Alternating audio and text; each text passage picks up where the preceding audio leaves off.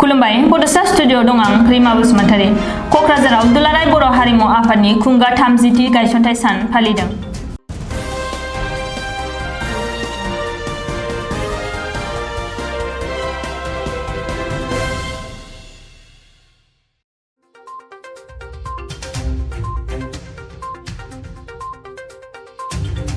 बर' हारिनि हारिमु आरो सिनायथिखौ फोथांनानै लाखिनायनि गुदि थांखिजों 1991 मायथाइयाव जोनोम मोननाय दुलाराय बर' हारिमु आफादा मेंनाय बानाय गैयाजासे खामानि मावबोनायजों 30थि बोसोराव आगान होबाय। मिरु आरो क'क्राझार जिल्ला दुलाराय बर' हारिमु आफादनि बानजायनायाव दिनै गोजोननि नोगोर क'क्राझारनि बागानसालियाव थानाय दुलाराय बर' हारिमु आफादनि गाहाय मावखुलियाव कभिड-19नि नेमखान्थिखौ मानिनायनि गेजेरजों आफादनि खुंगा 30थि जोनोम सान एबा गायसनथाइ सानखौ फालिनाय जायो। हाबाफारि बायदियै आफादनि फिरफिलाखौ बिर होयो क'क्राझार जिल्ला दुलाराय बर' हारिमु आफादनि आफादगिरि बिजिरगिरि बसुमतारिया आरो मुंख्लं खाम्फाखौ बेखेवना बिबार बावजेनो आफादनि बोसोनगिरि रुपेन्द्र कुमार ब्रह्मआ। बे हाबाफारियाव हारिमु आफादनि सोद्रोमाफोरजों लोगोसे बर' हारिमुजों लोब्बा थानाय गोबां महरगिरि, मेथाइ रोजाबगिरि आरो दामजु दामगिरिफोराबो बाहागो लादोंमोन। मिरौ जिरौयैब्लाबो गायसनजेननायनिफ्राय दिनैसिम आंखौनो आं सासे बाहाय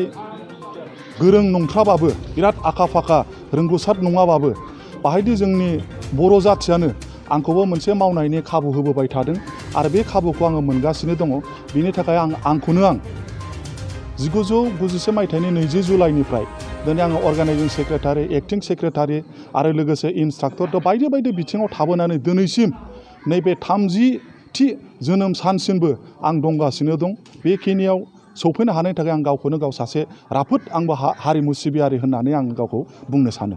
दिनैबो नोंथांखौ मेंनाय नुनो मोनाखै जे दामनाय देनायफोर लानाय खन्नाय बिथिङाव नोंथाङा जोबोद आखा फाखा। जे इयुन समावहाय जाखांफु लाइमोनफोरनि सायाव नोंथांनि मेसेजआ माबायदि होनो सानो? दा आं बेखौनो सानो जों जागायबोजेननायनिफ्राय जेरैबायदि रोंगौ जोंनाव जाखिनि क्वालिटि दं बेखिनिजोंनो जोङो सिगांबोबाय थादों। जाखिनो हायो दोंसे दोंनैबाबो मेथाइ खनबोदों, मोनसे मोननैबाबो मोसानाय दैदेनबोदों, फोरोंबोदों। नाथाय बेनो एनाफ नङा, बेनो साफिसियेन्ट नङा। दा आं उननि समखौ आङो बेखौनो खावलायो जों जेरैबायदि रोंदों, जेरैबायदि दैदेनबोदों, थिग जोंनि उननि गथ'फ्रा जों जेरैबायदि दैदेनदों बिनिख्रुइ जेन' साबसिन दैदेननो हायो, जों जेरैबायदि रोजाबदों बिनिख्रुइ साबसिन जेन' रोजाबफैनो हायो, खननो हायो, आं बेखौ खावलायो। सारा बर' हारिमु मोजां मोनग्रा, हारि मोजां मोनग्रा बर' रायजो राजा, आइ आफा, बिदा फंबायनिसिम आरो मिडिया नोंथांमोननिसिम जे 30थि बोसोर जे जालांबाय दुलाराय बर' हारिमु आफादा आरो बे ओंथिया जाबाय दुलाराय बर' हारिमु आफाद हिसाबै जे हारिनि जे थामोनथा ट्रेडिसनेल जे बड' दोरोङारि जे मिउजिक बा देंखो बेखौ जों बोरैहाय गोजोर खालामनो हायो आरो बेजों लोगोसे गुबुन गुबुन हारिमुवारि बिथिंखौ जों बोरै मावनानै डेभेलप बा जौगानाय खालामनो हायो बेनि ओंथिखौ लानानै दुलाराय बर' हारिमु आफादनि जोनोम आरो गुबुन गुबुन माहारियारि आफादफोरजों लोगो नांनानै बा गावारि बिथिङाव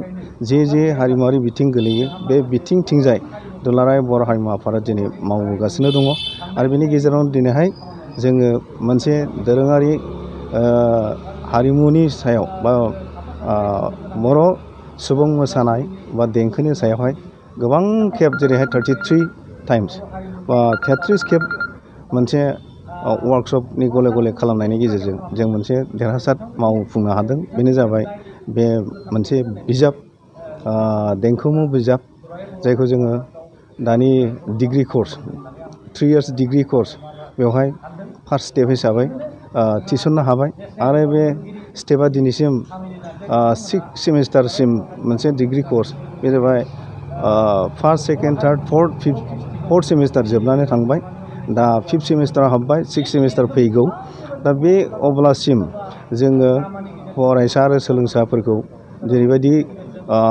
सोलोंथाइ होनांगौ बेखौ माखासे एक्सपार्टफोरनि गेजेरजों जों सोलोंथाइखौ होगासिनो दङ। नाथाय जों दासिमबो पेपारखौ बा जोंनि मेटेरियेल्स लेखाखौ बिजाब महरै जों महर होनो हायाखै। दासिमबो जोंनि आखायाव माखासे वार्कशपनि गोनांथि दङ आरो बे माखासे वार्कशपखौ खालामखांनायनि गेजेरावनो जोङो बावैसोनि गेजेरावनो बे बिजाबखौ महर होनो हानाय जासिगोन आरो जोंनि फरायसाफोरनि नांगौखौ जों सुफुंनो हासिगोन फैगौ बोसोरनिफ्राय। गतिके बे जोंनि थिरांथा आरो बे जोंनि नाजानाय आरो बे मानोना बेयो गिदिरथार खामानि नुनायाव गोरलै खिन्थु गोदान जिनिस सोरजिनाया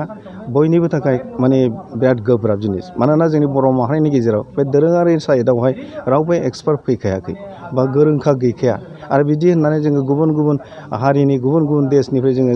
एक्सपार्ट लाबोनानैबो जोंनि बे जातीय बा जोंनि हारिनि दोरोङारि हारिमु